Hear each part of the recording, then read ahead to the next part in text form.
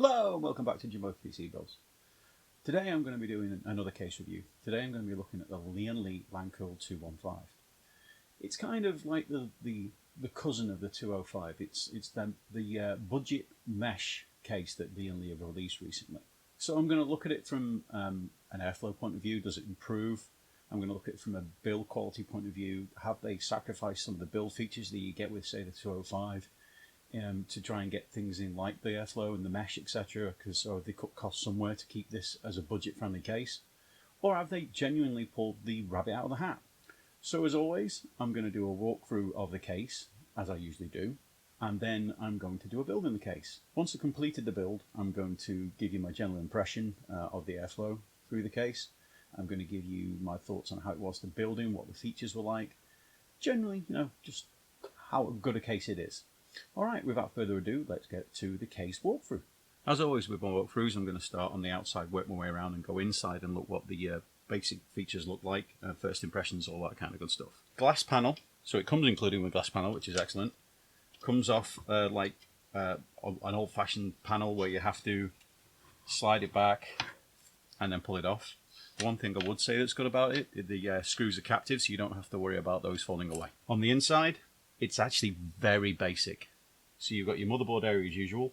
You've got two grommets at the top for passing cables through. You've also got two grommets at the side for pulling cables through to the side of your motherboard. I'm not 100% certain if you can mount a SSD to the top of the power supply shroud here, but there are screw holes, so there may be. I'm not sure if they're for fans or for SSDs, I'll find out. You've got the two pass-throughs at the bottom as well, for pulling like GPU cables through or cables to the bottom of the motherboard. It comes included with one standard fan at the back, which is a 120, and two large fans at the front. At the top, there's probably, I think you might be able to fit a rad in there, a basic 240 in there. Might stretch to 360, but there's mounting positions for three fans at the top. Yeah, but it's pretty basic. There's not much inside, apart from the fans and basic mounting positions and your grommets for your cable pass-throughs.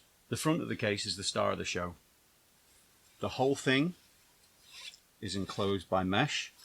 The two fans included are RGB fans. The front panel comes off by giving it a real yank at the bottom. You've really got to pull hard. It doesn't come off that easy. And here you can see you've got the mesh and there's no dust filter behind it. There's no kind of connections to the front. And there you are, you've got your two fans there. Put it back on. You've really got to give it a good clout to make sure all the connectors are in place. On the back panel, again, you've got two captive thumb screws. You unscrew and then slide the panel out. Now, here's where the fun of games begin, because they've actually included a fan controller, which also acts as a RGB controller, and it's actually got a cable that can go to your motherboard for actual motherboard control, and it's actually got an extension cable as well for attaching other RGB devices to it, which is pretty neat. Okay, there are not many cable tie points here. They've included a couple of Velcro straps, which is a very nice addition. But yeah, cable management I think is going to be a bit more of a challenge in this. You've got two SSD mounting points here and here. And in the basement below, they've put two foam rails in there. So when you put the power supply in, those foam rails will be nice because they'll reduce vibrations from the power supply, which will obviously keep it nice and quiet. You've got a drive cage in there, which looks like it can be moved or removed, but you have to do that using screws. It's very small. It's similar to the one that was in the LANCOOL 205M, so it's not as good as, say, the LANCOOL 205 because it's a very basic drive cage. You can only put maybe two hard drives at best in there. It looks like you can put one inside and one on top.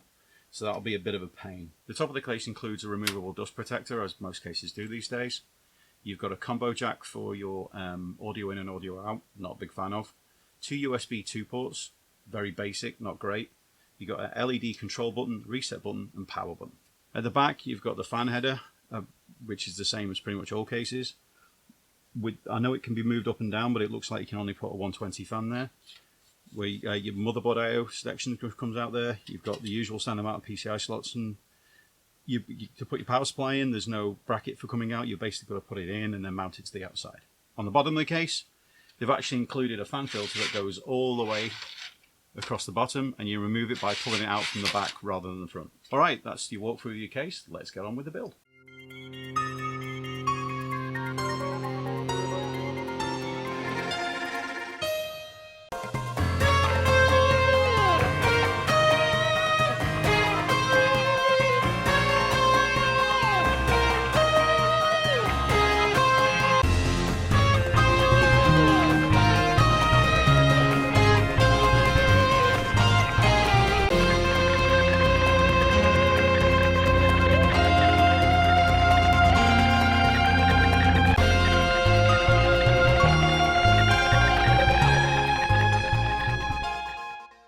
Alright, so I finished my build in the LANCOOL 215. I'd have to say I'm very impressed. It was a really good case to build in. Before I had trepidations about some of the features of the case. I thought it looked a bit basic, but with a lot of the cables pre-routed at the back, it made life very, very easy. I wasn't putting a lot of storage in there, and I think if you're going to have a lot of storage to put in it, you're going to struggle. Now I've looked in the top of the case and where the motherboard sits, yes, you would have room for a radiator at the top with a couple of fans. I don't think you'd have room for push-pull, but if you just stuck to just the normal 2 fans with it, you'd be fine. The fans at the front put airflow really well from an airflow point of view. It actually works really, really well. It would keep anything cool. The lack of dust filter at the front of the case means that it just puts a lot of air through. For the price you paid for this case of $80, I don't think you're going to really find anything that's going to keep your components cool for the price you're paying anywhere near it. It's really good. I'd have to give this case an absolute huge thumbs up. All right, I hope you found this information useful. Please don't forget to like and subscribe. My next videos are going to be more looking at some coolers now, because I've recently upgraded my test bench behind me, so I'm going to be doing some revisit of the coolers I've already reviewed, plus putting some new ones in there. I might even be doing some weird and wacky stuff with maybe even a cooler league table, so keep that in mind. Don't forget to throw comments down there. Again, please like the video, it would really help, and as always, take care.